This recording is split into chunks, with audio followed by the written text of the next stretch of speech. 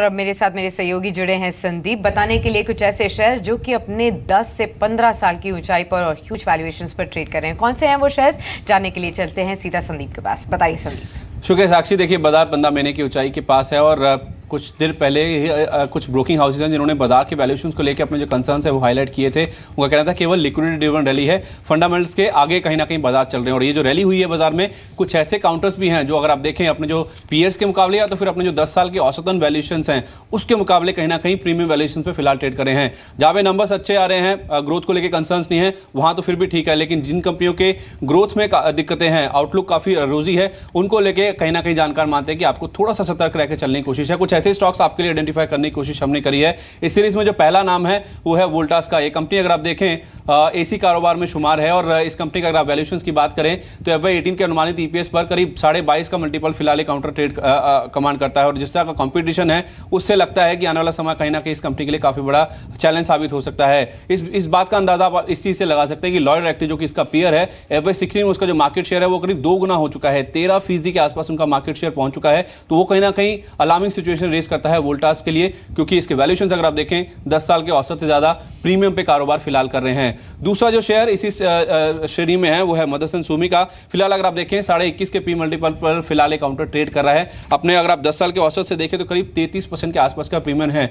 European markets में ज़्यादातर एक कंपनी केटर करती है और इसके अगर आप कस्टमर्स की बात करें जो कि लिस्टेड हैं यूरोपियन मार्केट्स में, उनके वैल्यूएशंस अगर आप देखें तो लो यानी कि 10 से कम के पी मल्टीपल पर फिलहाल वो काउंटर ट्रेड कर रहे हैं, जो कि दर्शा रहा है कि उनकी ग्रोथ को लेकर कंसर्न्स हैं। तो उसका रिफ्लेक्शन कहीं ना कहीं इस कंपनी के आउटलुक पे भी देखने को मिलेगा। तो उस लिहाज से इस कंपनी के वैल्यूएशंस भी कहीं ना कहीं 10 साल के औसत के मुकाबले महंगे नजर आ रहे हैं। तीसरा काउंटर है हेवल्स का। ये काउंटर अगर आप देखें करीब 34 के मल्टीपल पर फिलहाल ट्रेड कर रहा है, जो कि FMCG कंपनी के मुकाबले देखें तो वैसे वैल्यूएशंस फिलहाल पे ये काउंटर ट्रेड कर रहा है। हालांकि ये कंपनी पूरी तरह से कंज्यूमर सेंट्रिक नहीं है, केवल 2/3 कारोबार इनका अगर आप देखें कंज्यूमर सेंट्रिक है, लेकिन जो वैल्यूएशंस हैं वो FMCG कंपनियों के जैसे हैं। ज्यादातर जानकार मानते हैं कि जिस तरह के वैल्यूएशंस पे फिलहाल कंपनी ट्रेड कर रही है काफी ऊंचे हैं, इससे आप सतर्क रह के चले।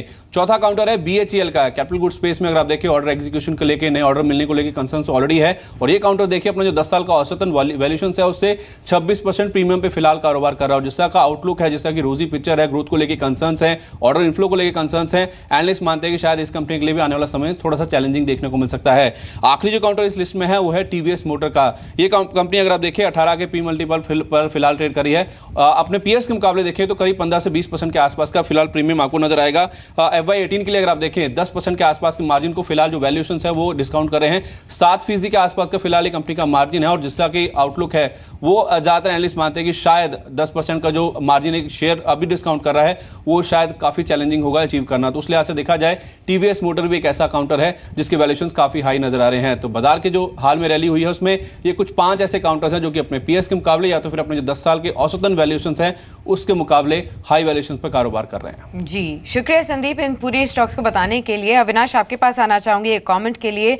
मोरलेस आप देखिए कि कैपिटल गुड्स में जो BHEL हो या फिर कंज्यूमर ड्यूरेबल स्पेस में से आप देखिए वोल्टास हो, हैवेल्स हो, TVS मोटर्स और मदरसन सुमी, यानी कि ऑटो, कंज्यूमर ड्यूरेबल्स और कैपिटल गुड्स में से ये मेजर शेयर्स हैं जहां पर जोरदार तेजी, हाल की तेजी में पार्टिसिपेशन आया है और अपने हाईएस्ट वैल्यूएशंस के आसपास ट्रेड कर रहे हैं।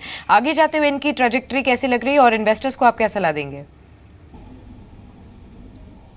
मुझे लग रहा है कि अगर हम वोल्टास और क्लियरली अगर हम हैवेल्स के वैल्यूएशंस देखें और BHEL के वैल्यूएशंस देखें तो यहाँ पे डेफिनेटली हमको लग रहा है नहीं ना कहीं प्राइस की टॉपिंग हो जाएगी। और अगर करंट प्राइस FY18 के नंबर्स भी फैक्टर करते हैं तो यहाँ पे एक्सपेंसिव वैल्यूएशंस लग रहे हैं। वोल्टास में अगर परफॉर्मेंस देखें तो काफ़ी बढ़िया परफॉर्मेंस है, लेकिन अपसाइड के लिए अभी कोई भी जगह नहीं है। तो मेरे ख्याल से ये सारे शेयर्स जो है यहाँ पे ज़्यादातर लिक्विडिटी फ्लोज के कारण यहाँ पे जो एपिटाइट है इन शेयरों के लिए यहाँ पे बड़ा है।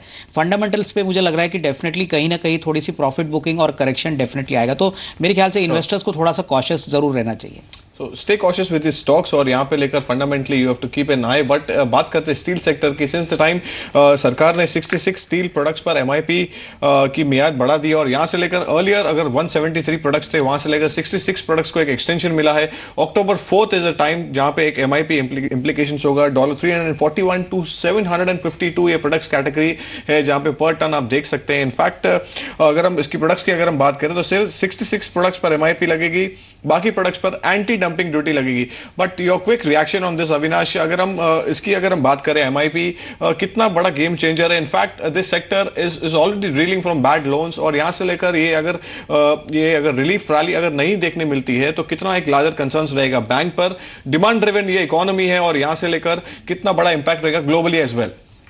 नहीं मनोज, मुझे लग रहा है कि MIP का जो मेजर अनाउंस किया था वो बेसिकली एक सेंटिमेंटल बूस्टर था, क्योंकि क्लियरली MIP इसलिए लगाया गया था कि चाइना से इंपोर्ट्स काफ़ी भारी मात्रा में हो रहे थे, और अभी जो एक्सटेंशन 2 महीने का हो गया है, प्लस जो एंटी डंपिंग ड्यूटी 66 आइटम्स पे आई है, ये स्टील इंडस्ट्री को थोड़ा सा संभालने के लिए की है। लेकिन जिस प्रकार का डिमांड सप्लाई सिनारियो अभी चाइना में दिख रहा है, हमको लग रहा है आने वाले 6 महीने में और भी दिक्कतें बढ़ सकती है, और clearly demand supply finally will prevail.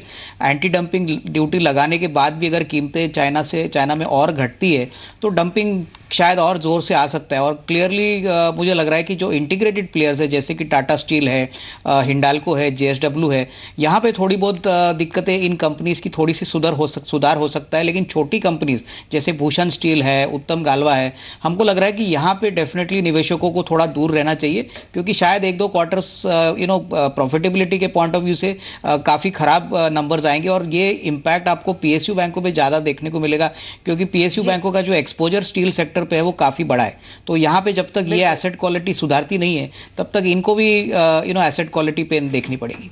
जी बिल्कुल। चलिए इसी के साथ समेट लेते हैं मिड कैप बाजार को यहीं। बहुत बहुत शुक्रिया अविनाश आपका, और साथ ही मानस आपका भी, सभी शेयरों पर अपनी राय रखने के लिए। इसी के साथ हमें दीजिए इजाजत।